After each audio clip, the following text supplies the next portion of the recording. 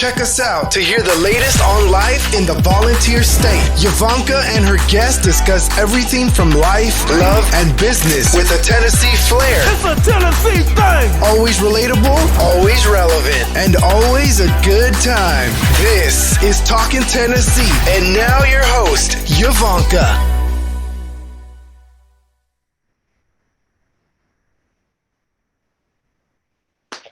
Welcome back to Talking Tennessee with Yvonnca. I'm your host, and Adrienne's here, and she's excited. She's waving. She's doing it all. She's just, yes, welcome. Honey, Adrienne, a lot has been going on since the last time I was on here. Honey, what is in the news? Sure. A lot. A lot is going on. It is. COVID. Now they talking about a Delta variant. Crazy to me. And they say it's worse. The CDC was saying that they are suggesting that people go back to wearing their masks indoors. Yeah, and it's not mandatory, but it's just looking out for your fellow man and not just thinking about yourself. That's what it boils down to, honestly. I understand the mask is awful and all that stuff, but so many people did not get the vaccination, and that's why we are where we're at. And I just want this to go away.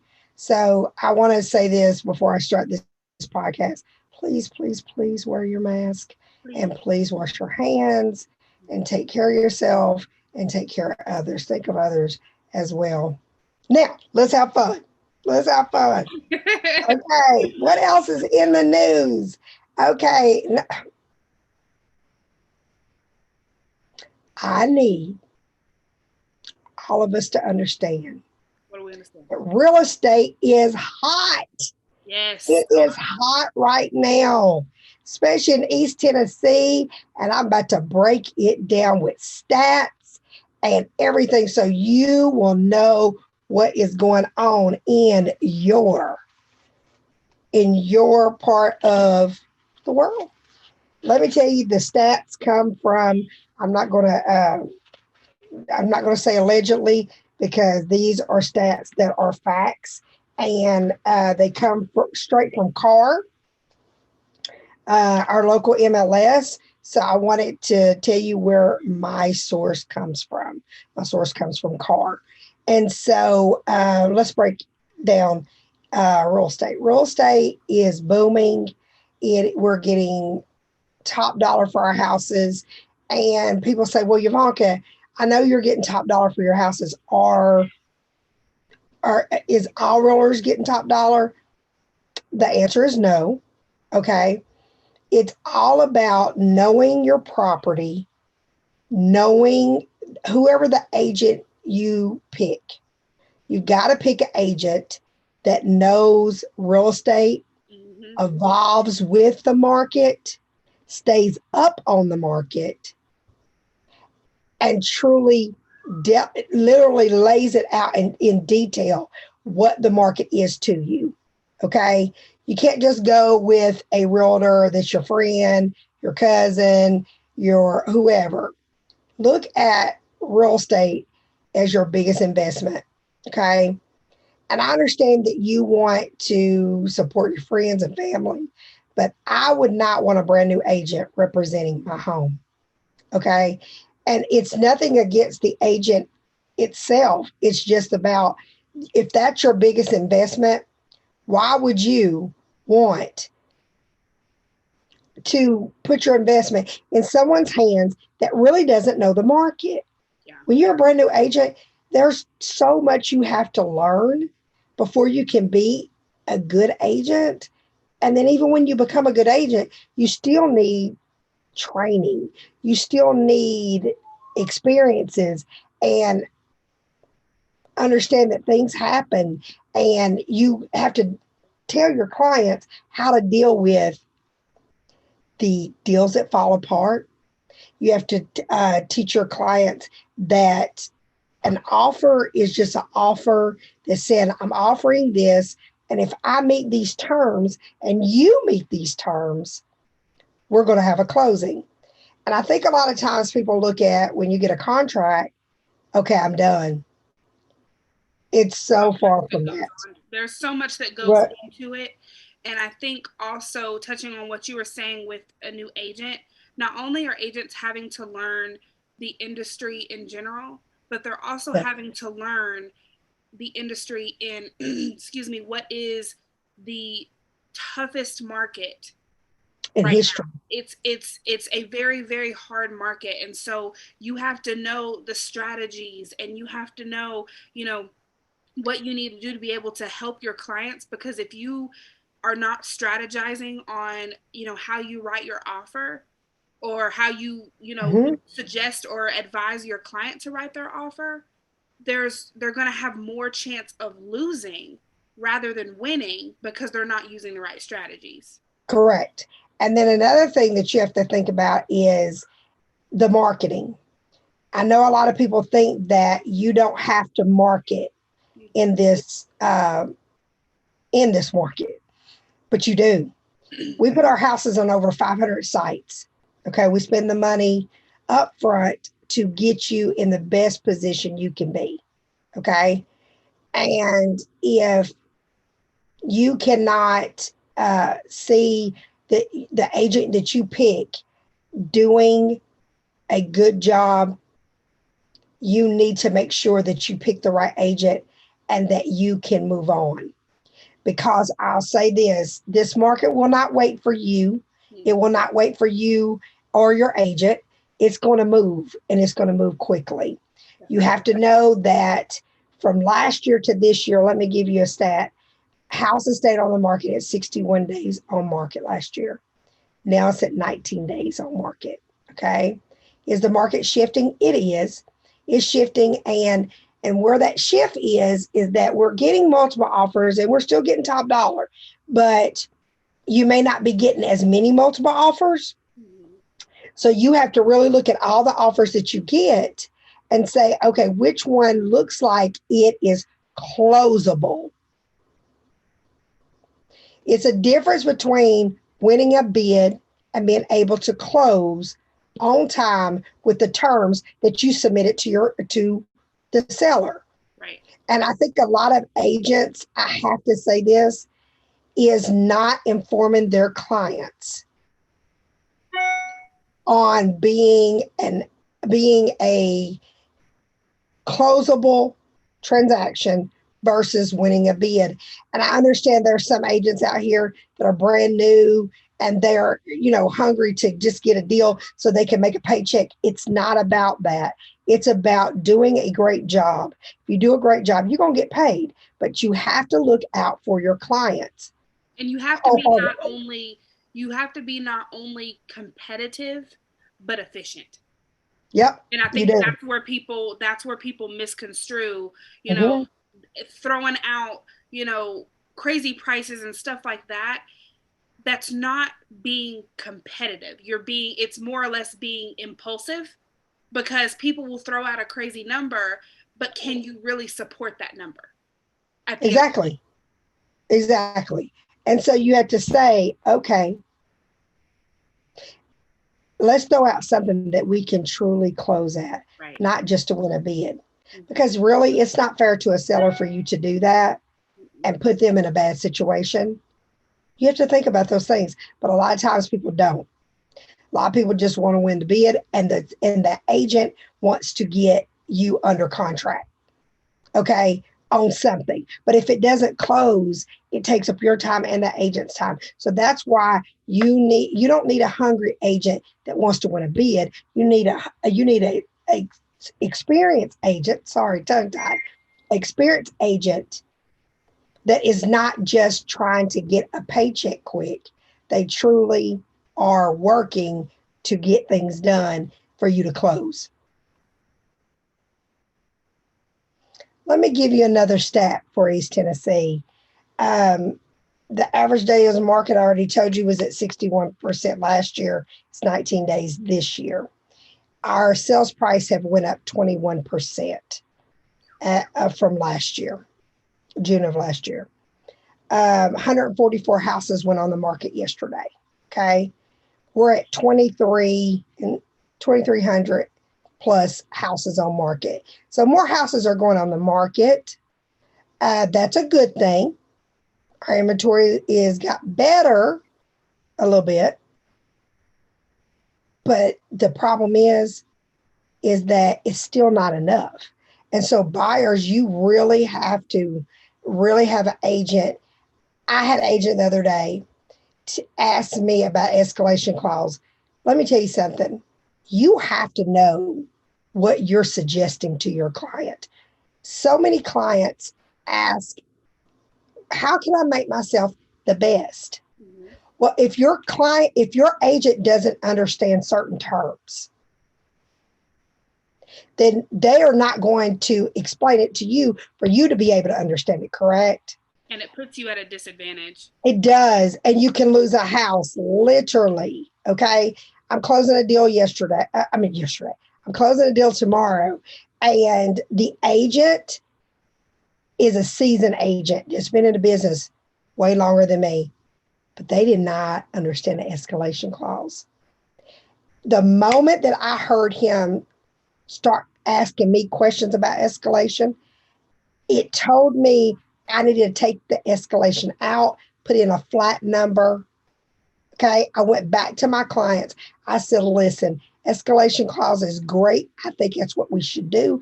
But this agent doesn't understand what it is. And I don't want it to cost you a house because the agent cannot explain it to me. So he can't explain it to their client when he's putting these multiple offers in front of this client. So we took it out. Guess what we won? We'll be closing tomorrow. But if I wouldn't have done that, we would have lost. After it got pinned, he's like, oh, that escalation thing, I don't even understand nothing about it. This is what the man said to me. This is an agent that's selling $1 million homes. So don't think just because you've got an agent that has been there a long time, find out what knowledge they have. Look at the reviews. Look at what people say. And not the cute and nice things they say about the agent. That's great. But look at the reviews when they're talking about knowledge, being educated on the market. Look at what they say about their negotiation skills. That's what you need to look at about reviews. You need to look at reviews, in-depth reviews, to know if that agent really is a really nice person, great to talk to, but really doesn't know the market. That's not what you hire. You hire someone that has all those qualities, but they have negotiation skills and they have knowledge of their market. And quiz them, on a few things and ask them, hey, how many days on market, from this year to last year, approximately. You need to ask those type questions to your agent, okay? Because in this market, they should know it. And let me put this kind of in perspective for you guys too. So, and I was reading an article about this. Nationwide, okay, we are 4 million houses short. So, put that in perspective. That's a lot of inventory that we do not have. So the inventory, 4 million. So the inventory that we do have, everyone is pouncing on it. So it makes a difference when you have an agent that is educated, like she's saying, that can tell you, how the market is going, that can tell you. And how that 4 million affects you. Let me say this, okay? And people's like, okay, I see the 4 million. And that kind of goes over people's head unless you explain it, okay? So how I can explain it is when the crash hit in 2008 in real estate, builders were overextended. Banks drew back those lines of credit, stopped lending to builders, okay? And so banks basically stopped lending. And so when the market was coming back, the banks they kept staying tight on builders. So builders didn't have money to build. And so when they didn't have money to build, It made a shortage in houses because houses, you got to understand, is that our markets around the country has to build. It has to have houses being built at all times, okay, for us not to have a shortage. But because banks was not lending, okay, they should have started lending about 18 months to 24 months before they started lending. But because they waited longer, it made a shortage in houses being built. Right. So that means that when our inventory and our market came back, we didn't have enough houses. Market's back. Here you go. But we don't have enough houses. So that's why, if you really want to know why things happen, it's because houses was not being built for several years. And banks just was not giving the money. So those builders have to have lines of credit to be able to do it. So you have to look at it that way. So, and I'm just trying to educate you on why we're in the market that we're in, and just know the market is tapering.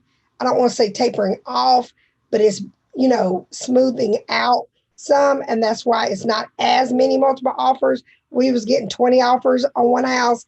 Now we're down to probably 8 to 10. Okay. And that's still a lot of houses. But let me even talk to you about that, is multiple offers.